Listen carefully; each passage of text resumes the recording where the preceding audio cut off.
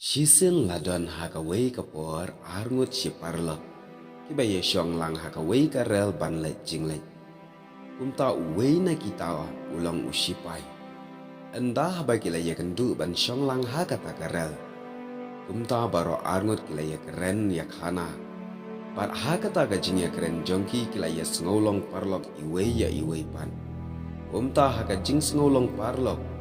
Kila sengau seluar banyak kali banyak pertau ya gane katai uwei ya uwei hakata kapuar bagi dan hakara. Kumta uta uwei ula kali ya uta uperlok ubalong sipai kumne.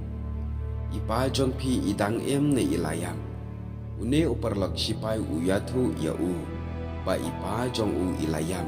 Bat iyab ru ahmadan thma ha China. Kumta une usamla habo yu sengau ya kata ula kali binyak patsa kawai ke benta da ka ba uong iparat pan umta une usamla sipai ula jubab biang pat uong ba iparat ru ilayam pat iyap hi hakamadan jong kathma pat une uwe parlok ubakali habo yu sngau ya kata ka chinya thu jong une parlok sipai ula kali ya u ka bamut baro arut yayap hakathma pat ma phiru phidei usipai hato phimting mo ya kamadan thma une usipai lenda jubab ai ulat li persyak penban ya uta ubriu dakaba uang ipa jong pi par ilayam ni une usamla ujubab hoat ilayam par une samla sipai ulat li biang ipa jong pi par iyap ai une usamla ulat jubab bai pa jong u te iyap hayeng une usamla sipai ulat li sakawai par ka jingli uang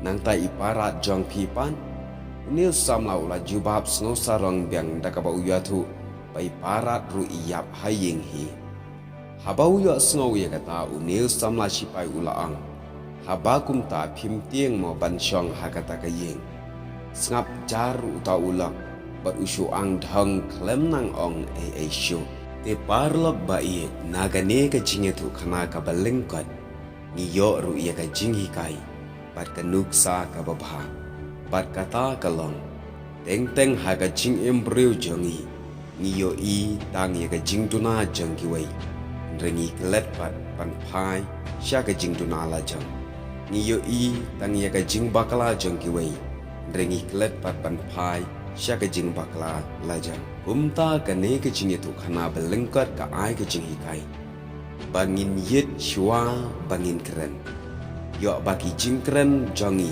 ikelalon ki ding tundong yalade